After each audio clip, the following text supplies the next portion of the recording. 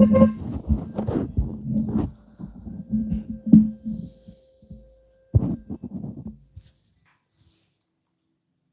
की good morning. बेहद की परम महाशांति है। बेहद की परम महाशांति है। सभी दिव्य आत्माओं का, बेहद की आत्माओं का परम परम स्वागत है परम शांति मोटिवेशन एंड मेडिटेशन चैनल में। मैं साक्षी आप सभी का हार्दिक स्वागत करती हूँ हमारे डेली लाइव मेडिटेशन में 5:30 to 6:30 में। तो कैसे हैं आप सब? आशा करती हूँ आप सब अच्छे होंगे, बेहद के आनंद में होंगे, बेहद की खुशी में होंगे, बेहद की परम शांति में होंगे। तो चलिए शुरू करेंगे आज का हमारा एपिसोड नंबर 638। तो फटाफट आ जाइए, फिर हम शुरू करेंगे आज की चर्चा को और आज के योग को आगे बढ़ाएंगे। तो जैसे कि कल आप जानते हैं, कल हम बात कर रहे थे विचार है जीवन निर्माण का आधार। हमने बहुत सारी कुछ बात करी, संकल्पों की बात करी, जीवन में विचार शब्द की क्या महत्वता है इनको भी जाना थोड़ा सा। पर हमारा कल का आर्टिकल पूरा नहीं हुआ था। तो आज हम उसको आगे बढ़ाएंगे। तो आज का जैसे कि आप टाइटल भी देख रहे हैं, जो हमारी कल बात अधूरी रह गई थी, हम तरंगों का खेल है दुनिया और विचार रहित शब्द स्वर्ग नहीं जाते, ये सब बातों पे हम आज ध्यान देने वाले हैं, समझने वाले हैं। और इसका उद्देश्य इतना ही है कि हम ये समझ के जाने कि हम अपने चेतना के स्तर के साथ साथ अपने संकल्पों की शक्ति को बढ़ा सकते हैं। तो ये समझना है, क्योंकि हम अपने आप को अगर एक मनुष्य जीवन जो हमें प्राप्त हुआ है, यदि हम अपनी महत्वता को समझे, तो हमारा जो जीवन है वो विश्व कल्याण के लिए, दूसरों के कल्याण के लिए हुआ है। और बहुत सारे इससे जुड़े हुए अध्यात्म रहस्यों को जानना, जन्म मृत्यु को जानना, मोक्ष को प्राप्त करना, ये सब चीज़ों के लिए हमारा जन्म हुआ है। तो इन सबको जानने के लिए बहुत ज़रूरी है कि हम अपनी मस्तिष्क की शक्तियों को जानें, संकल्प शक्तियों को जानें, क्योंकि ये पूरा जो दुनिया है, दुनिया में हर एक चीज़ वाइब्रेशन है। साइंस भी क्या कहता है, हर एक तत्व को वाइब्रेशंस जानो। तो ये चीज़ को अगर हम बहुत ध्यान से समझते हैं तो हम इस डायमेंशन की बातों को भी समझ सकते हैं, और इससे जो ऊपर हायर डायमेंशन है उनकी बातों को भी समझ सकते हैं। क्योंकि जितनी बुद्धि सूक्ष्म होती जाएगी, जितनी बुद्धि उन सूक्ष्म तत्वों को जानेगी, जितनी बुद्धि उन सूक्ष्म तत्वों तक, सूक्ष्म दुनिया तक पहुंचेगी, उतनी ही हम उस डायमेंशन की बात करें या उस एनर्जी से हम अलाइन होते जाएंगे। जितना हमारी अलाइनमेंट उस दुनिया से बढ़ती जाएगी, उतना ही हमें इस दुनिया का और उस दुनिया का भेद और सब समझ आता जाएगा। फिर सूक्ष्म बातें जब समझ आएगी तो ही हमारे अंदर जब सूक्ष्म शक्तियाँ आएगी, तभी हम ये सब चीज़ों के रहस्य को समझेंगे। कैसे विचारशील होना कितना इम्पोर्टेंट है, विचारहीन होना कितना इम्पोर्टेंट है, ये सब चीज़ की महत्वता को समझेंगे कि विचारशील क्या होता है, विचारहीनता क्या होती है।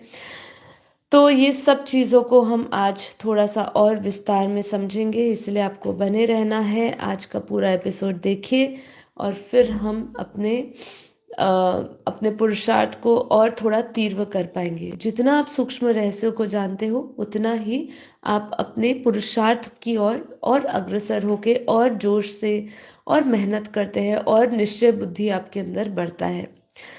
ठीक है, क्योंकि देखिए, अगर हम अपने शास्त्रों की बात कहें तो शास्त्रों में, वेदों उपनिषदों में क्या कहा गया है? वेदों उपनिषदों में कहा गया है कि मनसा वाचा कर्मणा। ठीक है, मतलब हम जो भी कर्म भी करते हैं, जो भी हमारे विचार भी चलते हैं, वो केवल कर्म में प्रत्यक्ष दिखते हैं, लेकिन इसके सिवा वो कहाँ कहाँ हमारे अंदर आते हैं? वो हमारे वाणी में, हमारे मन में, उनकी मन में सबसे पहले उसकी एक छवि बनती है, वही हमारे कर्म में प्रत्यक्ष रूप में वो आते हैं। तो ये जो वेदों उपनिषदों में कहा है कि हमारे कर्म भी 3 प्रकार से हम करते हैं, सोचते हम 3 प्रकार से हैं, मन से, वाचा से और कर्मणा से। तो यही हमारा पूरा जन्म जन्मों का एक कर्मों का पूरा एक पोथा बन जाता है। और फिर उसके बाद उस कर्मों के चक्र को हम निभाते निभाते हमारे अनंत जन्म हो जाते हैं। तो ये वेद उपनिषद बताते हैं कि यदि आपको कर्म चक्र से छूटना है तो आपको ये विचार जो है, विचारों को जानना होगा कि हम विचारों को कहाँ दें, कौन सी दिशा दें जिससे हमारी चेतना का स्तर ऊंचा होता जाए, हम कैसे ऊपर की गति को प्राप्त हो, और हम इस धरती से हमारे कैसे संसार के सभी बंधनों से कैसे हम मुक्त हों। तो ये सब जानना, अध्यात्म के रास्ते पर चल रहे हो तो उसको निरंतर जानना और इस अटेंशन में रहना बहुत ज़रूरी है। ठीक है, अम, तो आज हम पहले अपना योग शुरू करेंगे और फिर योग के बाद इस चर्चा को आगे बढ़ाएंगे। एक चीज़ शुरू में ही मैं बताना चाहूँगी कि देखिए, दो चीज़ें जाननी अवश्य है। आध्यात्मिक, जब आप ज्ञान में चलते हैं, आध्यात्मिकता में चलते हैं, आगे बढ़ते हैं अपनी इस यात्रा में, तो जैसे मंडूक उपनिषद में शौनक ऋषि अंगिरस से पूछते हैं कि ऐसा कौन से तत्व है जिसे जानना, जानना मतलब जिसको जानना चाहिए, जो जिसको जान लिया तो सब कुछ जान लिया।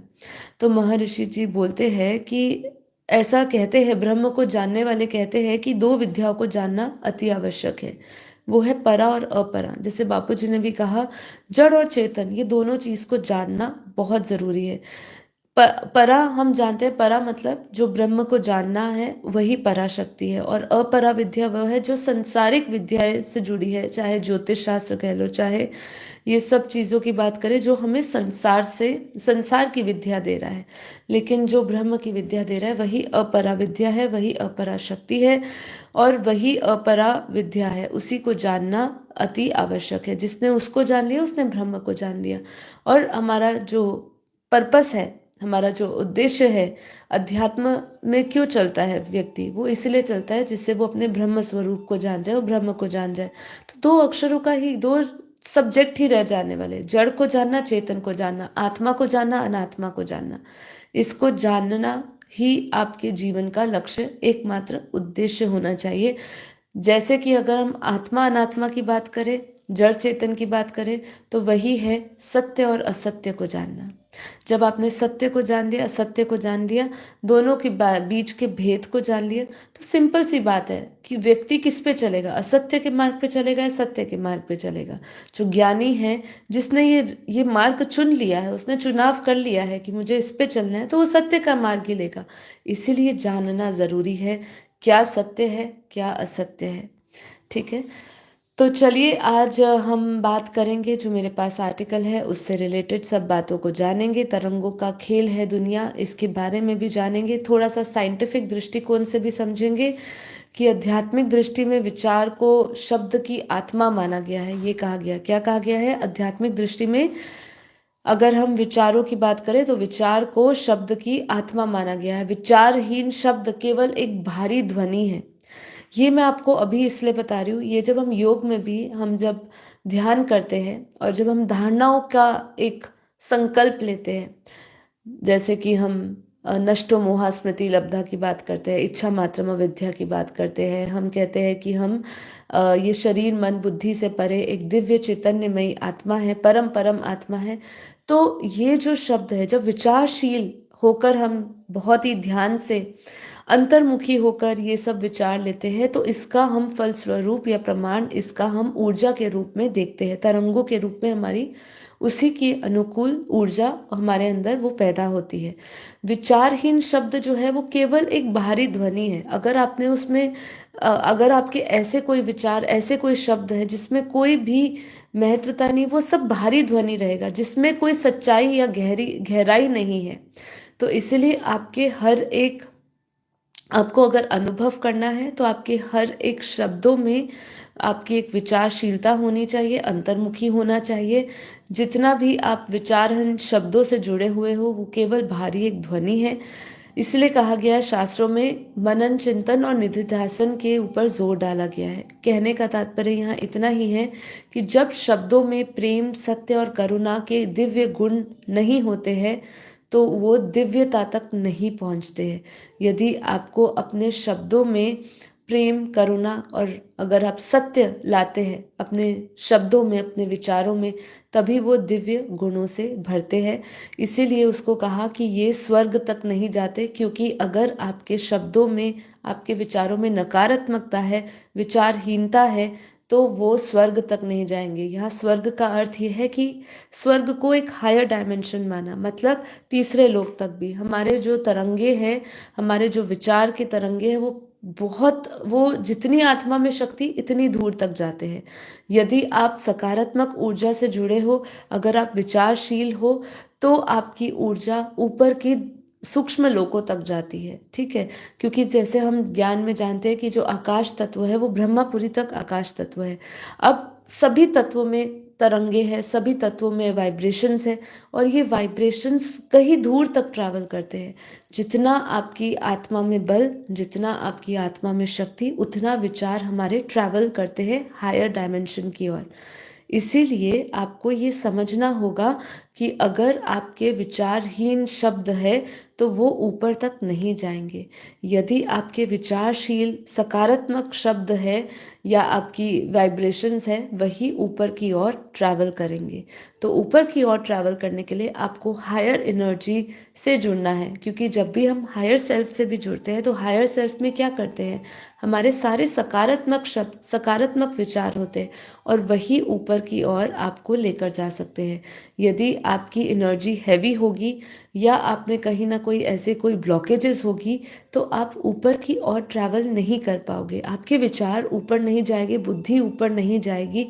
तो ये चीज़ हमें इसलिए समझना है, जब हम ध्यान योग करते हैं तो हम अपने आत्म स्वरूप में स्थित होकर अपने हायर सेल्फ से जुड़ के हम हाई वाइब्रेशंस में एंटर करते हैं। और जब हम हाई वाइब्रेशंस में एंटर करते हैं तो ही हम ऊपर की एनर्जी से, जो हायर डायमेंशंस की एनर्जी है, उनसे हम कनेक्ट कर पाते हैं। ये साइंटिफिकली भी प्रूव्ड है।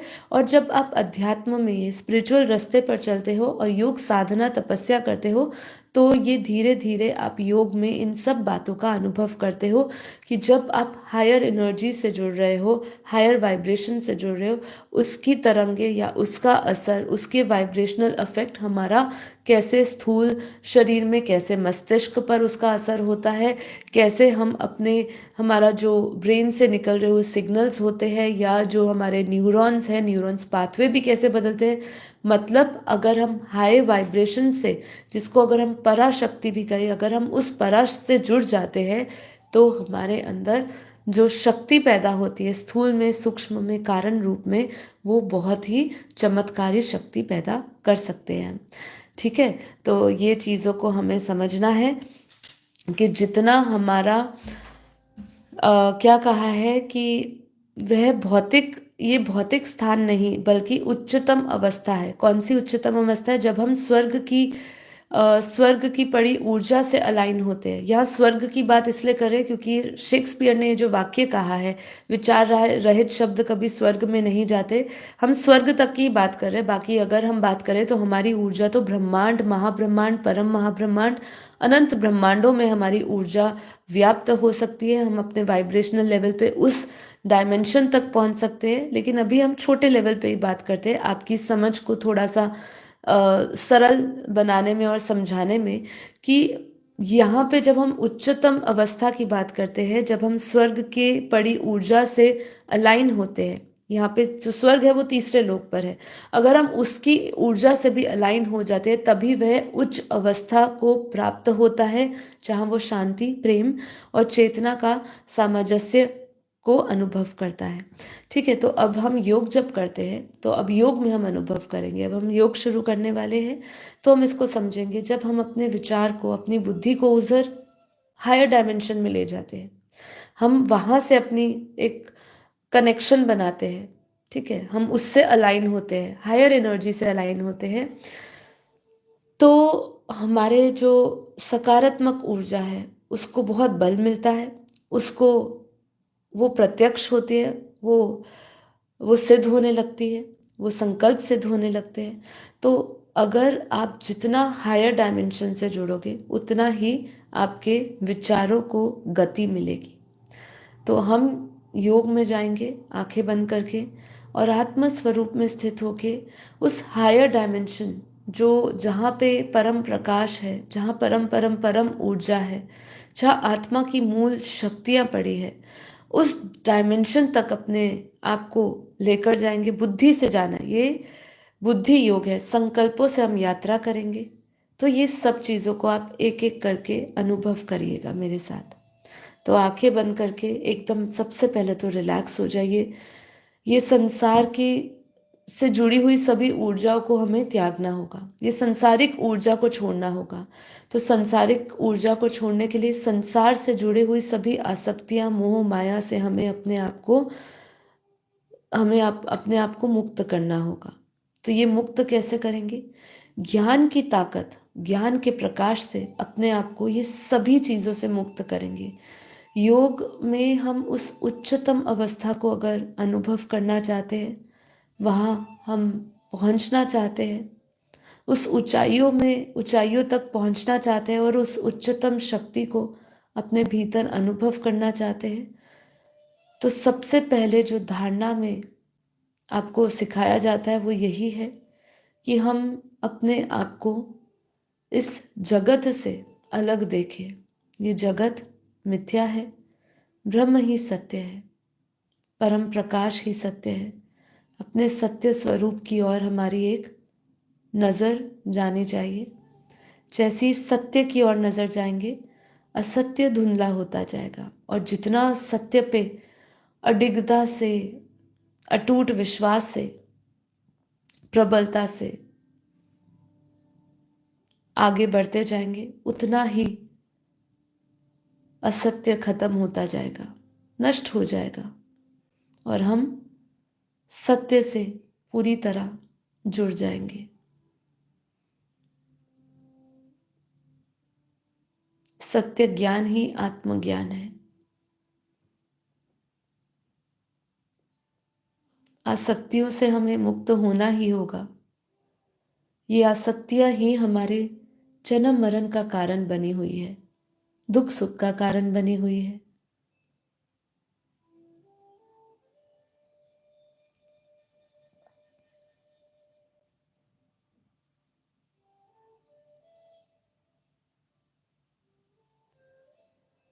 संचित कर्मों का तो हम प्रारब्ध में जो भी हमारे लिखा है, जो भी हम भोग रहे हैं, वो तो भोग ही रहे हैं। लेकिन अगर हम चाहते हैं कि हम वापस इस धरती पर नहीं आए, तो धरती के सभी आकर्षणों से हमें मुक्त होना होगा। जितने भी आकर्षण, जितनी भी आसक्तियां हमारी पड़ी हुई है, उससे हमें ऊपर उठना ही होगा और कोई हमारे पास चारा नहीं है। जब संसार को ये बुद्धि जब ये संसार को छोड़ेगी, तभी बुद्धि उस अलौकिक, उस परम तत्व की ओर जाएगी।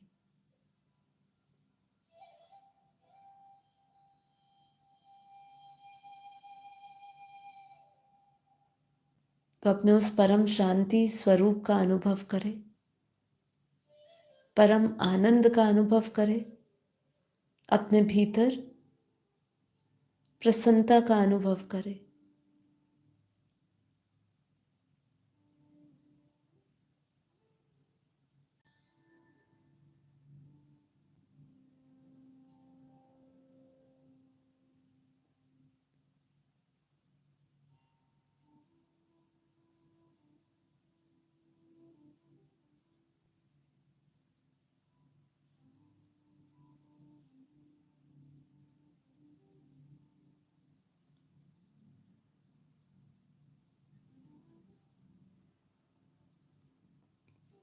मन को बेहद परम शांत बनाए।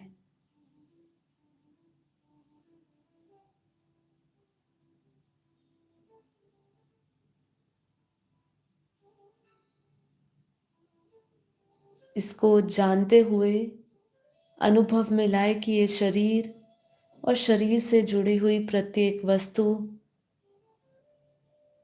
प्रत्येक पदार्थ, प्रत्येक संबंध नाशवान है और नश्वरता से मोह करना, उसमें फंसे रहना, उससे सुख की इच्छा करना मूर्खता है। तो इस चिंतन के साथ उसको अपने भीतर उतारते जाइए, जिससे कि आपका स्वतः ही सहजता से ही इस संसार से मोह खत्म हो जाए। आपको इतना गहरा अनुभव होना चाहिए आंतरिक स्थिति में कि इस धरती पर कुछ पाने योग्य नहीं और कुछ खोने का दुख भी नहीं, क्योंकि जो हम पाना चाहते हैं या जिसका खोने का हमें डर सताता है, वो इस संसार से जुड़ा हुआ ही नहीं है। बहुत बड़ी बात आपको कह रही हूं। यदि आप इसका एक बार अनुभव कर लेंगे तो सहजता से आप अपने आप से जुड़ जाएंगे। आपकी भीतर की यात्रा उसी क्षण उसी पल शुरू हो जाएगी जब आपने इसका अनुभव कर लिया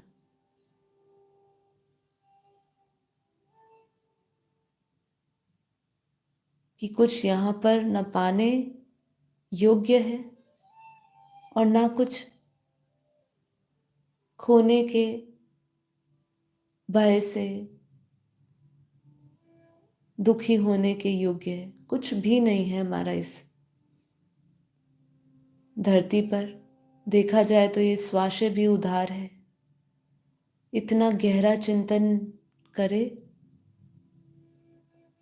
जो आपको पूर्ण मुक्त बना दे, जीवन मुक्त का अनुभव कर ले,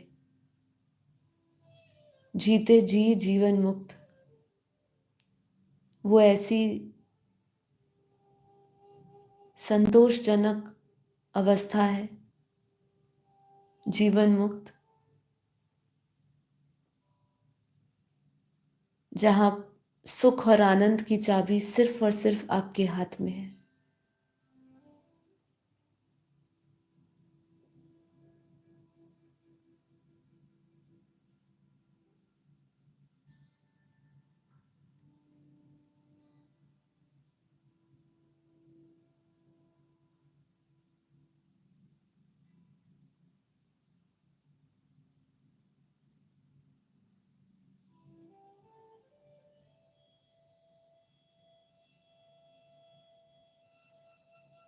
अपना सारा ध्यान आप अपनी आत्मा में केंद्र करें। आप महसूस कर सकते हैं कि इस ज्ञान के प्रकाश से जो हमारे अंदर ऊर्जा बनी है, उस ऊर्जा के कारण हम बहुत ही सहजता से शरीर और शरीर से जुड़ी हुई संबंधित सारी वस्तुओं से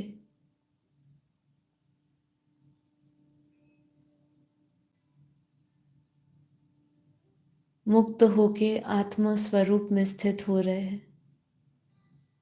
अपना ध्यान भ्रकुटी में लगाते हुए भ्रकुटी के मध्य में दोनों भौरों के बीच में जहां हम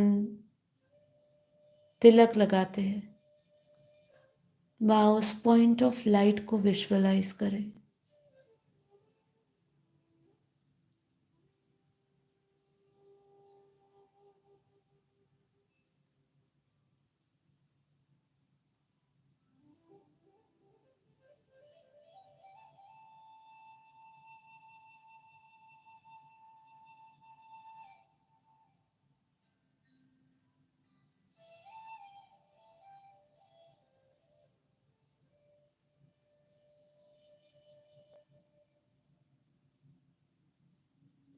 विजुअलाइज करें, उस पॉइंट ऑफ लाइट को देखें, उस चमकते हुए सितारे को देखें, उस चैतन्य शक्ति को महसूस करें, उस ऊर्जा से जुड़े। जो ये शरीर मन बुद्धि को चला रहा है,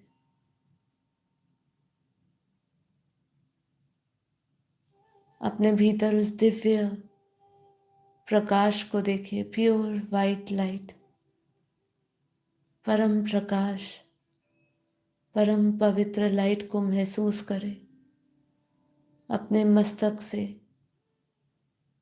प्योर वाइट लाइट, परम प्रकाश, परम ऊर्जा को चारों ओर फैलता हुआ महसूस करें।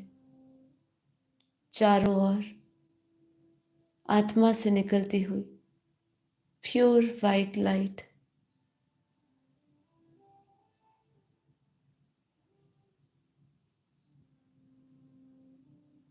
चारों ओर फैला हुआ है। अपने भीतर ज्ञान के उस परम परम परम प्रकाश को देखें। आत्मा रूपी दिए से आत्म प्रकाश जो पूरे शरीर को प्रकाशित कर रहा है, इसी अमृत रूपी परम प्रकाश से भीतर के सारे दुख, कष्ट, तकलीफ मिटती जा रही है। मैं आत्मा अपने आत्म स्वरूप में स्थित स्वयं को अरबों खरबों सूर्यों के समान प्रकाशित देख रही हूँ।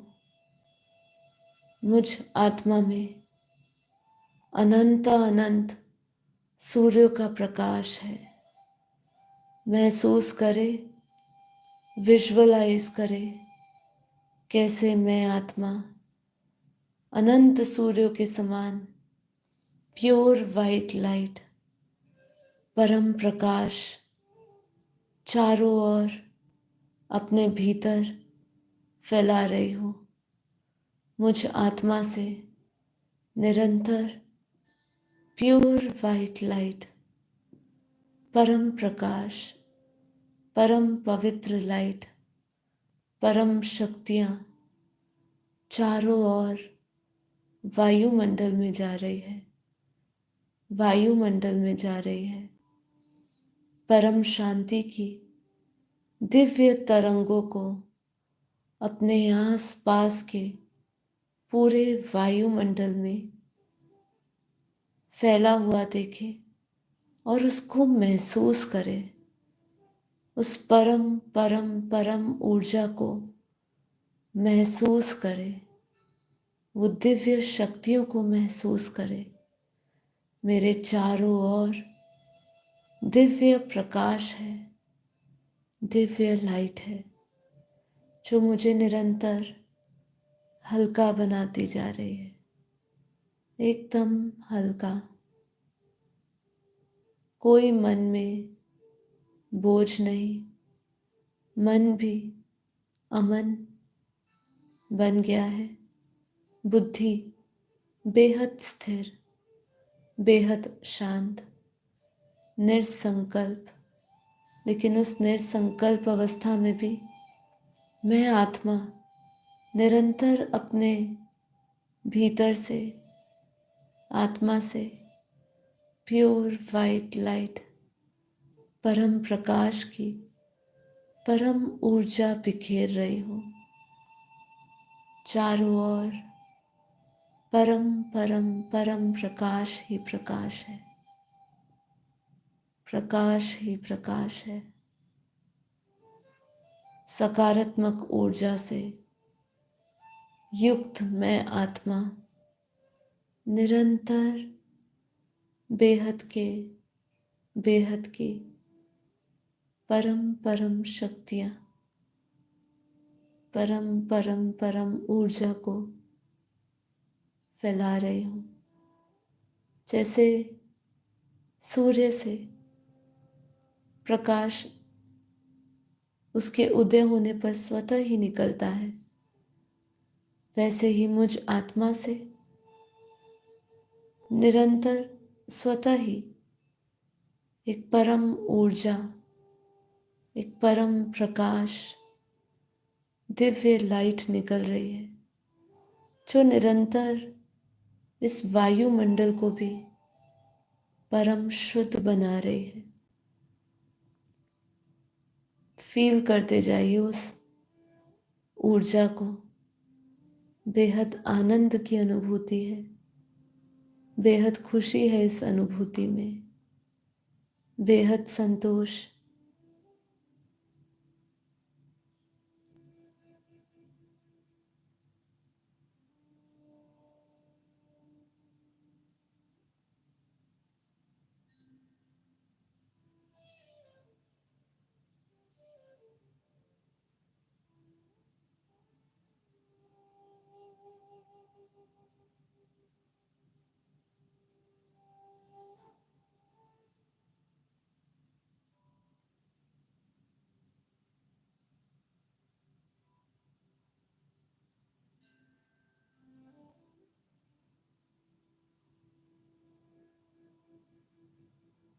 मैं आत्मा बेहद के बेहद की परम परम परम आत्मा हूं।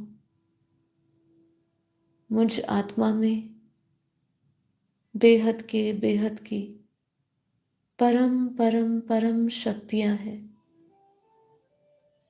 मुझ आत्मा में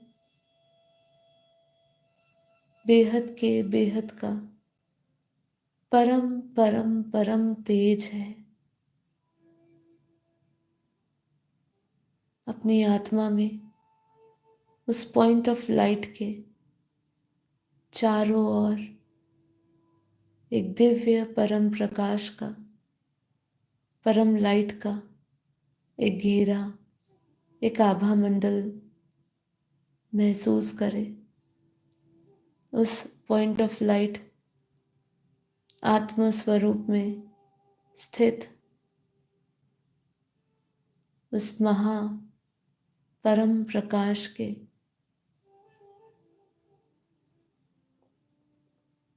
परम स्रोत,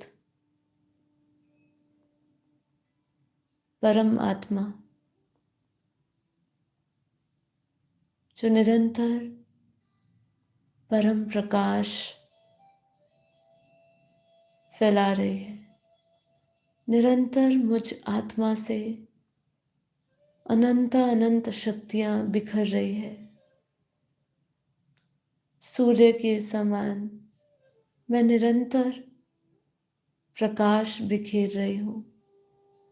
उस पॉइंट ऑफ लाइट के चारों ओर दिव्य ऊर्जा माइट को महसूस करे, स्थित हो जाए उसी स्थिति में। धीरे धीरे महसूस करे मैं आत्मा उस निराकार अवस्था, उस बीज रूप अवस्था का अनुभव कर रही हूं। देह से न्यारे, इंद्रियों से न्यारे।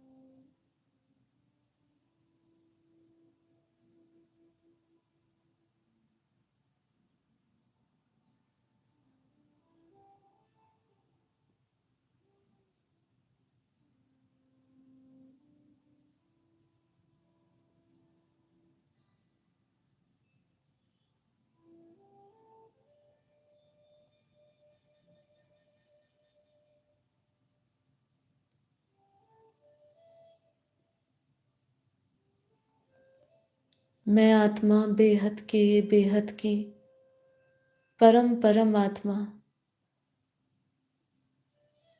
बेहद के कला के परम प्रकाश से युक्त हो। महसूस करें अपने शरीर के चारों ओर भी एक दिव्य प्रकाश का, दिव्य लाइट का घेरा देखें। मैं आत्मा अनुभव कर रही हूँ। ये शरीर भी अब ये हार्ट मास का नहीं, ये परम प्रकाश का है, परम तत्वों का है, परम लाइट का है, एकदम हल्का। और उसके चारों ओर भी एक दिव्य प्रकाश का दिव्य घेरा है। निरंतर परम शांति पूरे वायुमंडल में फैली हुई है। हर एक श्वास, हर एक कण, हर एक ऊर्जा में केवल और केवल परम शांति है, परम शांति है, परम शांति है।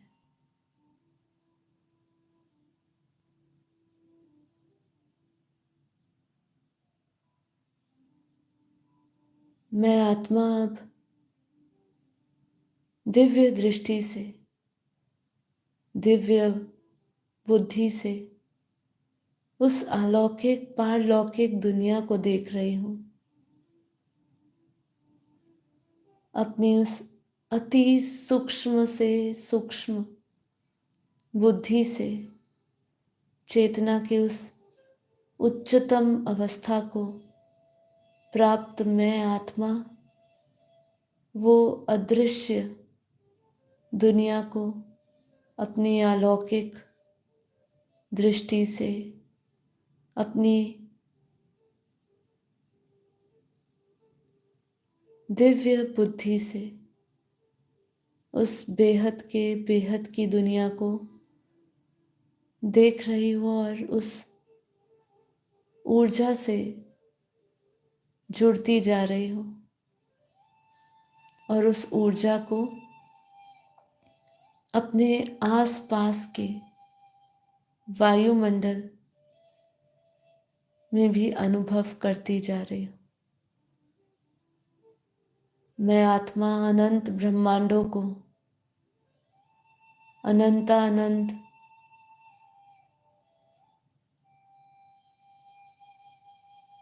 महाब्रह्मांड, परम महाब्रह्मांड, यूनिवर्स, मल्टीवर्स को देख रही हूँ। मैं इस पूरे बेहद के विश्व के विस्तार को देख रही हूँ, जो इस धरती से शुरू होता हुआ बेहद के कला के परम धाम पे पूरा होता है। ऐसी दुनिया का विस्तार, अनंत दुनिया का, जैसे जैसे मैं उस हाईएस्ट सुप्रीम, जिसे परम धाम कहा, जैसी मैं उससे जुड़ रही हूँ,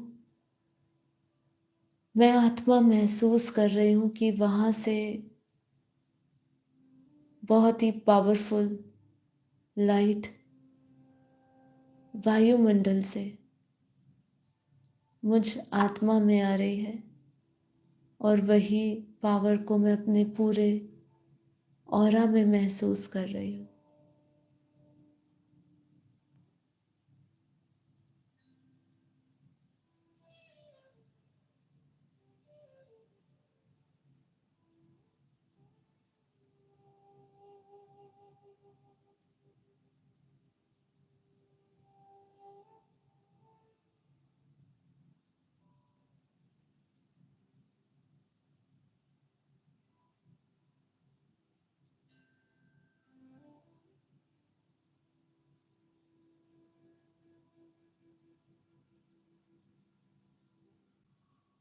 मैं बेहद की परम आत्मा, अपने बेहद के परम पिता परमात्मा से बेहद का परम प्रकाश दे रही हूँ। विजुअलाइज करें कैसे मैं आत्मा बेहद के दादाजी के दिव्य अलौकिक विशाल विराट स्वरूप के साक्षात्कार करती हुई उनके बेहद अनंत स्वरूप को, विशाल विराट स्वरूप को, उनके अव्यक्त स्वरूप को, उनके चित्र में उस विचित्र स्वरूप को देख रही हूँ और उनके उस दिव्य स्वरूप से, उनके मस्तक से बेहद लाइट, बेहद के बेहद का परम प्रकाश बरस रहा है, जो मुझ आत्मा की बुद्धि में आ रहा है, आत्मा में आ रहा है, मस्तिष्क में आ रहा है। वो पावर को अपने मस्तिष्क में महसूस करें और उस परम वाइब्रेशन से जुड़ते जाए। ये बेहद पावरफुल वाइब्रेशंस जो मेरे भीतर एक तरंगों के रूप में, एक बेहद की पावर की लहरें मुझ आत्मा में उठ रही है, वो वाइब्रेशंस को फील करिए। बेहद पावरफुल वाइब्रेशंस जो डायरेक्ट दादाजी के मस्तक से मुझ बेहद की आत्मा के मस्तक में आ रहा है और मैं आत्मा दादाजी के अब अनंत रूपों को भी विटनेस कर रही हूँ। मैं आत्मा देख रही हूँ अनंत ब्रह्मांडों में, उससे ऊपर महाब्रह्मांडों में, जैसे जैसे अति सूक्ष्म से अति सूक्ष्म उस बेहद के कला के परम धाम में, उससे पहले अनंत सारे ब्रह्मांडों में उन दादाजी के अनंत रूप है और उन अनंत रूपों से परम प्रकाश बरस रहा है। मैं आत्मा परम प्रकाश दे रही हूँ, गॉड रेज।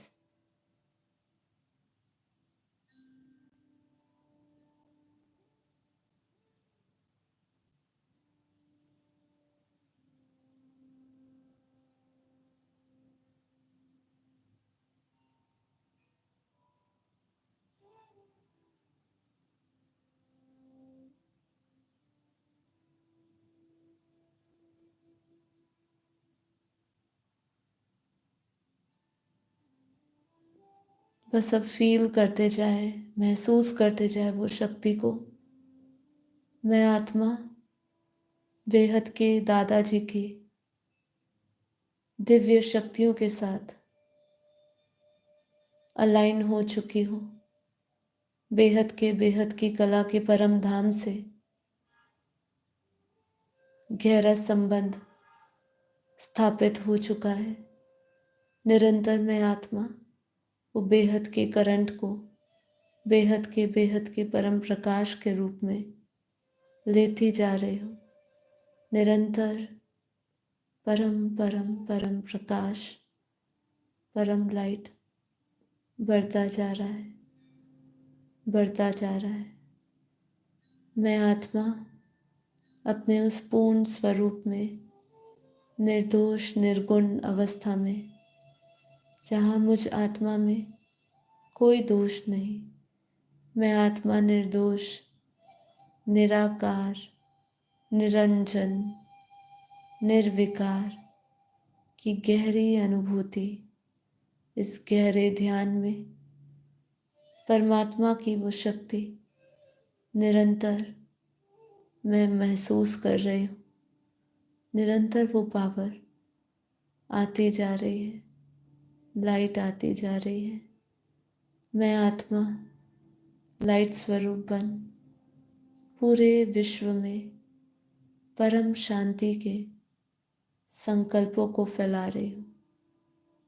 मेरी आत्मा से निरंतर परम शांति के वाइब्रेशंस जा रहे हैं। परम शांति हो गई है, परम शांति ही परम शांति है। और हम सभी बेहद की आत्माएं बेहद स्वरूप में, बेहद के परम प्रकाश में स्मृति स्वरूप मुझ आत्मा का केवल और केवल लाइट है, प्रकाश ही प्रकाश, परम शांति, परम आनंद, ब्रह्मानंद, दिव्यानंद।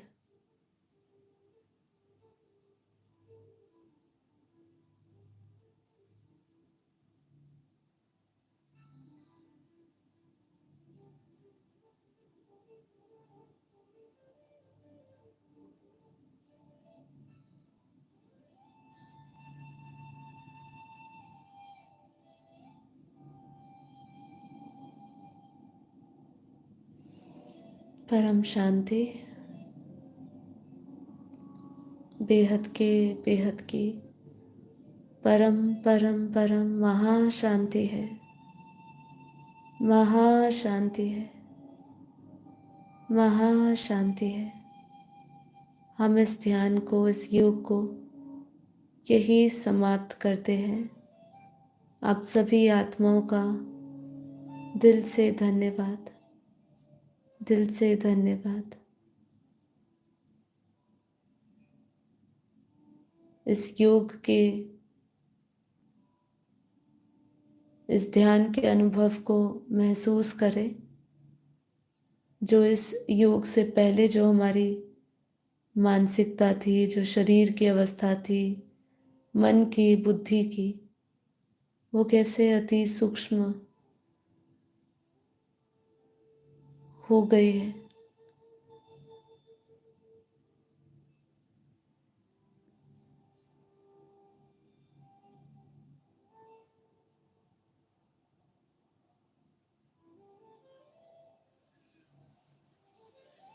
परम शांति। माँ बापूजी को, नीरू माँ को कोटि कोटि नमन।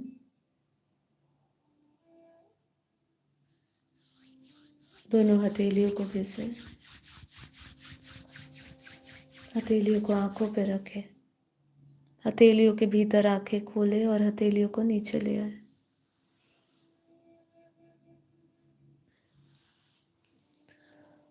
परम शांति।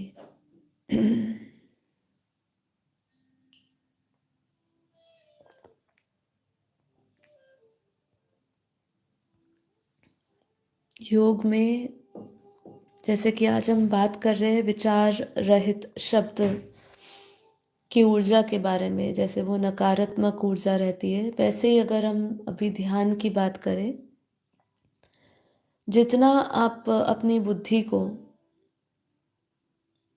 ऊपर की स्मृतियों में रख सकते हैं, मतलब अध्यात्म का मतलब ये ऊपर की ओर जाना, आत्मा की उन्नति, आत्मा की उपराम अवस्था, मतलब आत्मा के विषय में सोचना। जितना आत्मा के विषय में सोचेंगे उतना उपराम रहेंगे। ऊपर वास करना मतलब इस संसार से अपने आप को अलग मान, अपनी बुद्धि को ये संसार में ना लगाते हुए, संसार के कामकाज में ना लगाते हुए ऊपर की ओर रखना। हमारे विचार ट्रैवल करते हैं, वो वाइब्रेशन से बुद्धि जहाँ ले जाएंगे उससे वो जुड़ जाएगी, और जैसे ही उससे उसका ट्यून हो गया, वो सेम वेवलेंथ, सेम फ्रीक्वेंसी पे अगर ट्यून होने लगी तो वहाँ की एनर्जी आपके भीतर आ जाएगी। बस इतना ही सिंपल बात है जो हमें समझनी है, और वही हम योग में भी करते हैं। योग में उसी चीज़ों का हम अनुभव करते हैं। जब हायर एनर्जी से, हायर वाइब्रेशन से ट्यून हो जाते हैं, तो जैसे माँ बापूजी समझाते हैं कि यही परम धाम आ जाता है। आपका वायुमंडल में परम धाम की पावर आ जाती है, क्योंकि आपकी फ्रीक्वेंसी उस फ्रीक्वेंसी से मैच हो गई, आपका सामंजस्य बन गया, एक आपका कनेक्शन बन गया। अब वो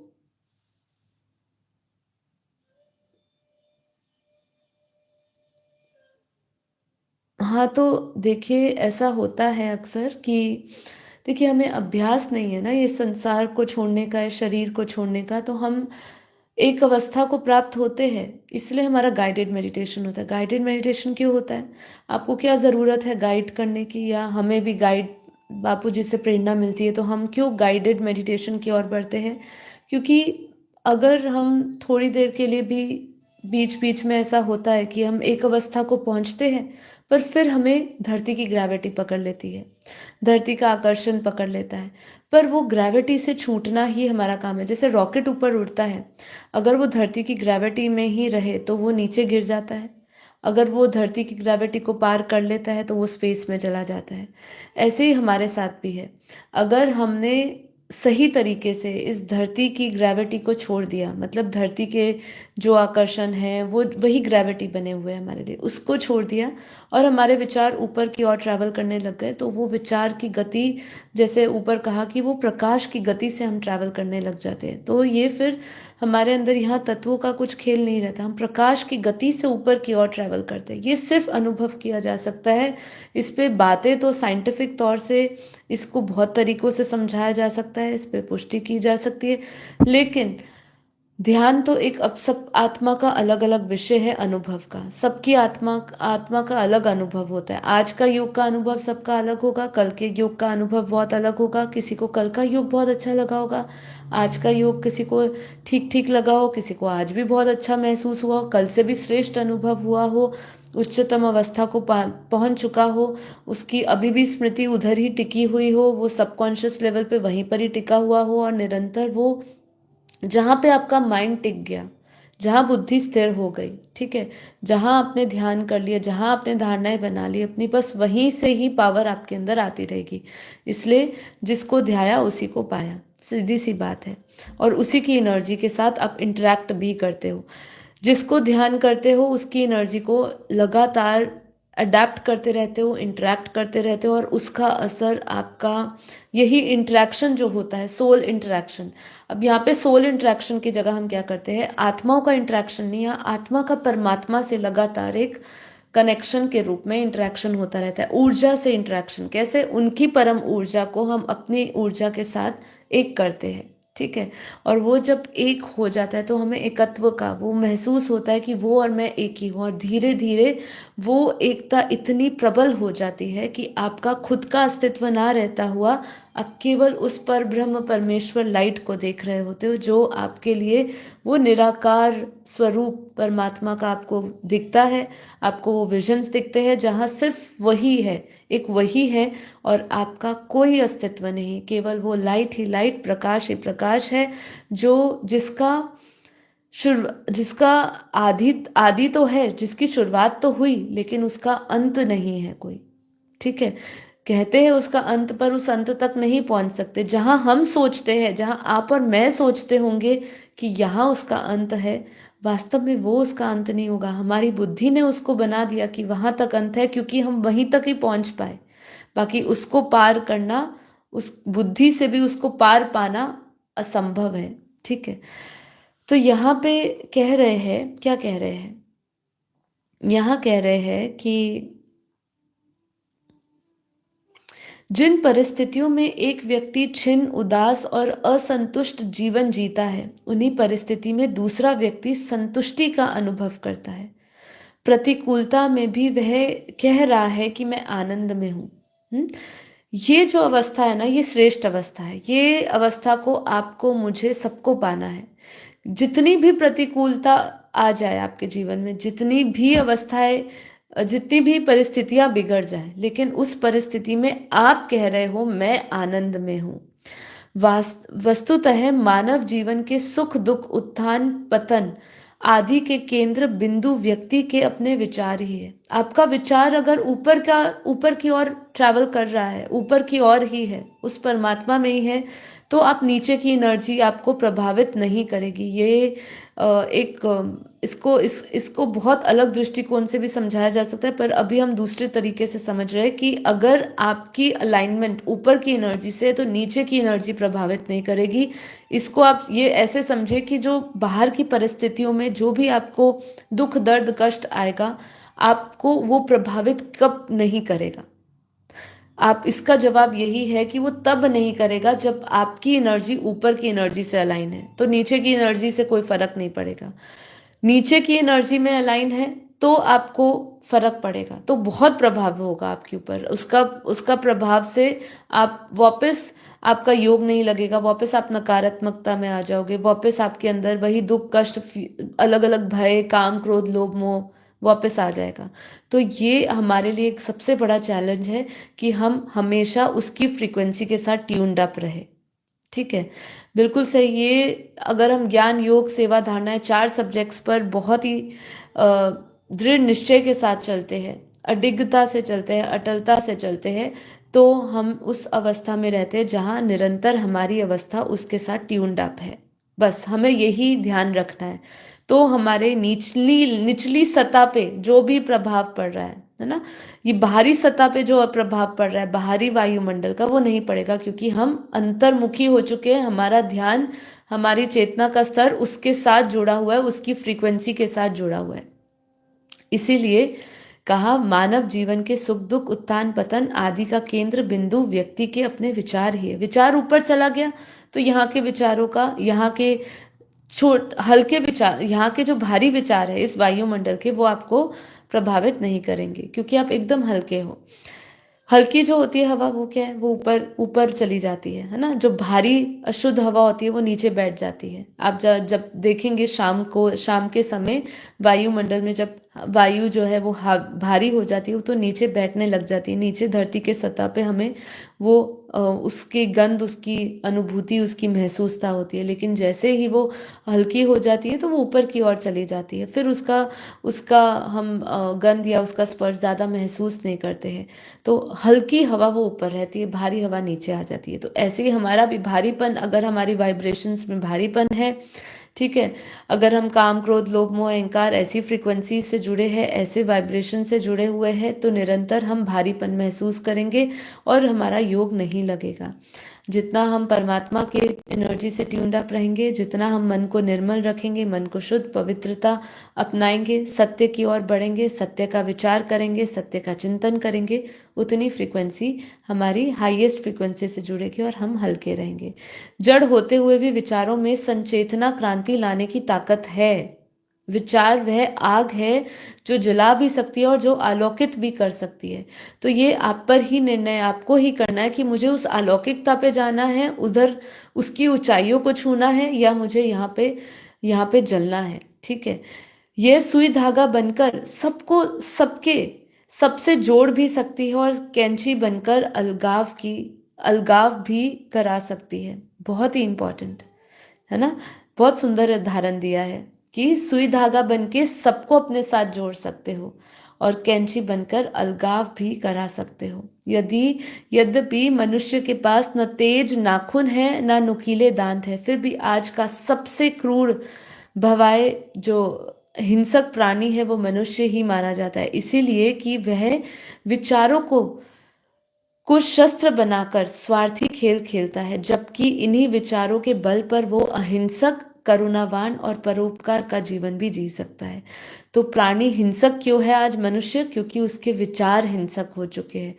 मनुष्य तो अपनी बुद्धि, पशु तो स्वतः ही, मतलब उसके जिस तरीके से उसकी प्रकृति है मनुष्य की, वो पशु बुद्धि में ही जीता है, पशु बुद्धि में ही रहता है। लेकिन मनुष्य जिसके पास उस अलौकित करने वाली शक्ति की ओर वो जा सकता है अपने विचारों के सहारे, वो क्या चूज करता है? वो चूज करता है कि वो अपने विचारों के शस्त्र को स्वार्थी का खेल दे देता है और वो फिर इन्हीं निचली सतहों में रहकर हिंसक रहता है, हिंसक प्राणी बन जाता है। तो उसका विचार जो है वो हिंसक है।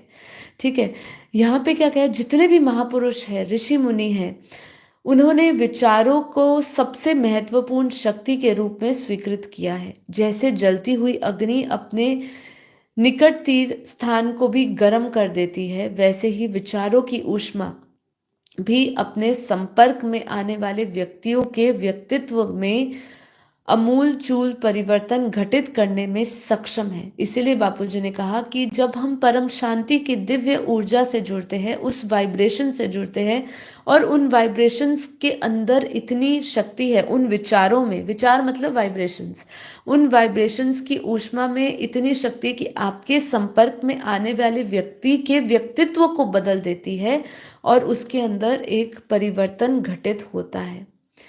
विचारों से अर्जुन का हृदय बदल गया। रत्नाकर जैसा जो लुटेरा था वाल्मीकि बन गया। विचारों का उद्गम स्रोत मनुष्य का मस्तिष्क है। इसलिए 7 खरब न्यूरॉन से निर्मित मस्तिष्क अपने आप में ही अद्भुत एक यंत्र है। जैसे सूरज निरंतर अपना प्रकाश और ताप चतुर्दिक बिखेरता रहता है, ठीक उसी तरह मानव मस्तिष्क में से एक विशेष प्रकार की ऊर्जा प्रति पल बहती रहती है। ठीक है, ये चीज जो अगर आपको उसका आभास हो जाए तो आप बहुत अटेंशन से ध्यान रखोगे कि आप कौन सी ऊर्जा को प्रति पल इस वायुमंडल में बिखेर रहे हो। ठीक है, अगर आप अपनी इस ऊर्जा के साथ संबंध स्थापित इतना गहरा कर दो कि आपको पता चले। देखिए, ये बहुत सूक्ष्म बात है और अनुभव की बात है। आपको इस समय मेरे से बात करते हुए भी, मेरे को सुनते हुए भी आपको अपनी ऊर्जा का अनुभव करे कि क्या है, अभी आप कैसी ऊर्जा बिखेर रहे हो, आपके ऑरा से कैसी ऊर्जा जा रही है, आपके विचार क्या बिखेर रहे हैं, क्या स्पंदन पैदा कर रहे हैं। जैसे कि एक पानी में वो रिपल इफेक्ट आता है, एक पत्थर डालते हैं तो उसके अंदर रिपल इफेक्ट पैदा होता है। तो ऐसे ही हम अपने इस आसपास के वायुमंडल में कौन सा वाइब्रेशन का पत्थर डाल रहे हैं।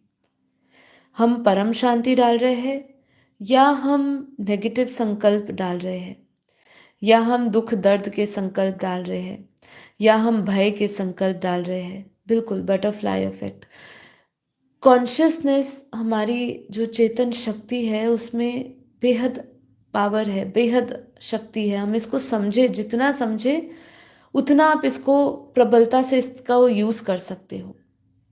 ठीक है, इसलिए कहा इसे हम विचार, संकल्प, भावना, अभिलाषा आदि किसी भी अभिधा से अथवा उनके संयुक्त मेल के रूप में पहचान सकते हैं। वैज्ञानिक का मानना है कि अतः आकाश की पौल में ईश्वर तत्व भरा पड़ा है। जैसे ढेला फेंकने पर तालाब पर लहरें उठने लगती है, वैसे ही ईश्वर महासागर में हमारे विचार अपने स्तर पर हलचल पैदा करते हैं। उनकी प्रकाश या ध्वनि से भी अधिक ऊंची एवं सूक्ष्म स्तर की तरंगे उठती है। मतलब आकाश के लेवल पे, इस स्पेस के लेवल पे एक अलग वाइब्रेशन है। सिंपल बात करूं, हर एक डायमेंशन का एक अलग ही वाइब्रेशन है। आप जब ऊपर की ओर ट्रैवल करते हो, जब हम योग करते हैं, जब हम इस धरती से ऊपर स्पेस में अंतरिक्ष में हम अपनी बुद्धि लेकर जाते हैं, चांद सितारों नक्षत्रों को देखते हैं, वहाँ की वाइब्रेशन अलग है। वहाँ से जब हम ऊपर तपलोक, महरलोक, जनलोक, ऐसे और ऊपर सत्यलोक, महासत्यलोक, परम महासत्यलोक, ब्रह्मापुरी, शिवपुरी, और ऐसे ऊपर ऊपर ब्रह्मांडीय यात्रा पे जब निकल पड़ते हैं, तो जैसे जैसे हम ऊपर की सतह पे पहुंचते हैं, वहाँ के वाइब्रेशंस हल्के होते हैं, वहाँ का प्रकाश, वहाँ की ध्वनि। इसलिए बापूजी ने क्या कहा, ऊपर का कुछ भी यहाँ पर मेल नहीं खाता। वहाँ का स्पर्श, गंध, सब कुछ अलग है, सब कुछ अलौकिक है, दिव्य है। जैसे जैसे ऊपर जाओगे वैसे दिव्यता से आपका सामंजस्य बढ़ता जाएगा, और आपका उतना संपर्क जितना होता जाएगा, उतनी दिव्यता आप नीचे भी, इधर भी, अपने मस्तिष्क में, अपने शरीर में, अपनी इस शरीर के आसपास जो ऊर्जा या आभा मंडल या ऊष्मा जो आप बिखेर रहे हो, उसमें भी वही दिव्यता आती जाएगी। तो मस्तिष्क या विचार को हमें ऊपर रखना है, बस ऊपर ले जाना है। ठीक है, और ऊपर ले जाने का एकमात्र उपाय यही है कि हम यहाँ की ग्रेविटेशनल फोर्स से अपने आप को, धरती की ग्रेविटी जो हमें आसक्तियों के रूप में हमें पकड़ के रखे, उसको हम जितना छोड़ सके, जितना अभ्यास कर सके, उतना अच्छा है। विचार तरंगों में प्राण वृत्ता एवं प्रबलता तब आती है जब उन्हें किन्हीं विशेष भावनाओं का विकास हो, उन्हें सत्य और आदर्श की तरंगे प्रवाहमान हो। अगर आप अपनी भावना, हम जैसे अभी भावनाओं से परे नहीं होते, हमारा इमोशंस बहुत बड़ी एक ऐसी चीज है जिससे हमारे भीतर के वाइब्रेशंस बदल रहे रहते हैं। हम जब किसी के, संसारी मनुष्य के किसी के प्रेम में होते हैं तो हमारे अंदर जो जो प्रेम की भी भाव होते हैं, जो इमोशंस होते हैं, वो आसक्त करने वाले, वो कमजोर बनाने वाले होते हैं। जब वही प्रेम परमात्मा के प्रेम से जुड़ जाता है तो वो हमारे अंदर प्रबलता लाते हैं। क्यों? क्योंकि परमात्मा की फ्रीक्वेंसी ही, जो गॉड के वाइब्रेशंस है ना, वो परमात्मा के वाइब्रेशंस ही इतने हाई है। और यहाँ के मनुष्य के वाइब्रेशंस कैसे है? तो आप उनकी एनर्जी से जुड़ोगे, उनसे प्रेम करोगे तो उनकी वाइब्रेशंस आपको पकड़ के रखेगी। लेकिन जब आप परमात्मा की वाइब्रेशन से जुड़ोगे, जिसको गॉड फ्रीक्वेंसी कहा, गॉड रेस कहा, गॉड पार्टिकल कहा, ऐसे हाईएस्ट वाइब्रेशन से जुड़ोगे तो आपके इमोशंस भी कैसे होंगे? वो इमोशंस भी हाई इमोशनल वाइब्रेशंस होंगे। धीरे धीरे तो हम उनसे, जब हमारा उनके साथ वो ब्रह्मलीन अवस्था में आ जाते हैं, तब तो वो अवस्था ऐसी हो जाती है जिसके अंदर हमारा हमारा द्वैत भाव खत्म होके अद्वैत में हम प्रवेश कर जाते हैं। ठीक है, ये बहुत उच्चतम प्रकार की साधना है। वो बहुत बहुत देर बाद, कई समय की तपस्या के बाद वो आप उसको प्राप्त कर पाओगे। लेकिन अभी हमें एक लोअर लेवल की फ्रीक्वेंसी से हायर लेवल की फ्रीक्वेंसी में ट्रैवल करना है। ठीक है, तो यहाँ पे उच्च चिंतन करने वाले महान व्यक्ति अपने विचार तरंगों के माध्यम से अनगिनत प्राणियों का पथ प्रदर्शन करते हैं। और ये हम वास्तव में कर रहे हैं, अभी हम वही कर रहे हैं कि हम उच्च चिंतन कर रहे हैं। उच्च प्रकार का चिंतन करेंगे तो क्या होगा? हमारी विचार तरंगों के माध्यम से हम अनगिनत प्राणियों को, अनगिनत आत्माओं का पथ प्रदर्शन कर पाएंगे, क्योंकि हमारी हायर वाइब्रेशंस है। जो यहाँ लोअर वाइब्रेशनल बींग्स जो है, या जो जिनका चेतना का स्तर निचला है, उनको जब छुएंगे तो हम उनको मार्गदर्शन दे सकते हैं, सही सत्य का ज्ञान दे सकते हैं। अगर हमारी ही वाइब्रेशन निचली लेवल की है तो हम किस में परिवर्तन लाएंगे?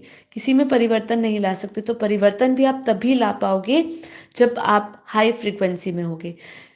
क्रांतिकारी विचारों के बल पर ही धर्म, संप्रदाय, राजनीति, समाज सभी में अनेक बड़े से बड़े परिवर्तन घटित होते हैं। अगर विचारों के साथ विवेक और सुलझी हुई समझ ना हो तो विचार बिना किसी वजह से अनेक समस्याएं भी खड़ी हो जाती है। तब हमारे बीच मतभेद भी ही नहीं, मन भेद को भी ऐसा दरारें पड़ जाती है जिनकी पीढ़ी दर पीढ़ी पाटा नहीं जा सकता। एक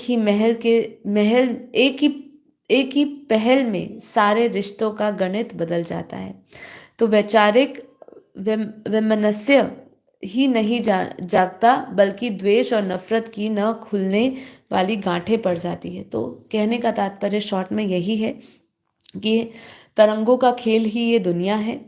अगर आप इस दुनिया को ध्यान से समझे तो ये हमारा ही स्वरूप है, जो हमारे विचारों का स्वरूप है। अब अगर एक व्यक्ति बदल जाता है, तो बापूजी क्या कहते हैं, एक व्यक्ति अगर आत्मा स्वरूप धारण कर ले, एक आत्मा अगर बदल जाए तो सभी बदल सकते हैं जी। जो हम कहते हैं ना, दिवाली के दिनों में क्या बोलते हैं, जोत से जोत जगाते चलो। एक आत्मा जागृत होती है तो दूसरी आत्मा भी जागृत होती है। ये कैसे संभव है? कलेक्टिव कॉन्शियसनेस की भी यहीं पर ही बहुत महत्वता समझ सकते हैं हम, कि एक व्यक्ति का कॉन्शियसनेस, अगर एक आत्मा जागृत है, एक आत्मा हायर फ्रीक्वेंसी से जुड़ी है, एक आत्मा परमात्मा की गॉड रेस से जुड़ी है और उसकी फ्रीक्वेंसी से मैच होके अपनी वो तरंगों को फैला रही है, तो उसके साथ वाला व्यक्ति भी उसी तरंगों से प्रभावित होगा, उसी वाइब्रेशन से प्रभावित होगा। फिर एक से एक कड़ी जुड़ती जाएगी। इसलिए अगर एक कोई इस पूरी यात्रा में, आध्यात्मिक यात्रा में, एक अगर कमजोर कड़ी है, उस कमजोर कड़ी को हम, जैसे हमने कहा ना, हम कई अनगिनत लोगों का पथ प्रदर्शन कर सकते हैं। ऐसी अगर हम बेहद की सभी आत्माएं एकजुट हो जाती है तो एक दूसरे के वाइब्रेशंस, जब एक दूसरे के एक, ये पूरी एक चेन बन जाती है। और ये चेन से ही हमारा जो ऑरा है, जो हम कहते हैं परम प्रकाश के घेरे में हम सब बैठे हैं, वो ऑरा बहुत पावरफुल हो जाता है। उसका डायामीटर भी बढ़ जाता है, उसका विस्तार निरंतर होता रहता है। तो आपके ऊपर बहुत बड़ा एक रिस्पॉन्सिबिलिटी है। रिस्पॉन्सिबिलिटी बस यही है कि हम उस हायर फ्रीक्वेंसी से जुड़े, परमात्मा के, वो परम तत्व परम प्रकाश की दुनिया से जुड़े। जितना हमारा सामंजस्य उस दुनिया से बढ़ता जाएगा, अलाइनमेंट बढ़ती जाएगी उससे, उतना हम यहाँ पर विश्व कल्याण के प्रति जो हमारा जो संकल्प है, जो विश्व परिवर्तन का संकल्प है, वो हमारा जल्द ही पूर्ण होता जाएगा। ठीक है, तो आज यहीं पर ही हम समाप्त करेंगे अपना एपिसोड। कैसा लगा आपको आज का एपिसोड? आपको कुछ इस जानकारी को तो हम जानते हैं, लेकिन सुनते सुनते आप क्या अपने आप को उस जगह पे स्थित कर पाए, उस हायर फ्रीक्वेंसी में जा पाए, नहीं जा पाए? अगर जा पाए हैं तो यही इस पूरे एपिसोड की सफलता है कि आप उस चीज़ से कनेक्ट कर पाए हो। यदि नहीं कनेक्ट कर पाए तो प्रयास करिए, वापस सुनिए और ऐसे उच्च चिंतन में लगे रहिए। जितना ऊंचा चिंतन आपका होगा, जितना विचार ऊंचे रखेंगे, जितना ब्रह्मलीन रहेंगे, ब्रह्म अवस्था को याद करेंगे, उतना आप और रिफाइन होते जाएंगे। ठीक है, तो आज के लिए इतना ही। आशा करती हूँ आप सबको ये एपिसोड अच्छा लगा होगा। अच्छा लगा है तो इसको लाइक ज़रूर करिए। अब हम मिलेंगे कल वापस 5:30 बजे नई ऊर्जा के साथ, नए ज्ञान के टॉपिक के साथ। यदि आप पहली बार आए हैं तो इस चैनल को सब्सक्राइब कर लीजिए। मेरे साथ डेली लाइव मेडिटेशन में 5:30 से 6:30 जुड़िए। आप सभी का धन्यवाद। आप सभी का दिन शुभ रहे, प्रकाश से भरा रहे, परम शांति से भरा रहे। आप सभी को धन्यवाद। परम शांति।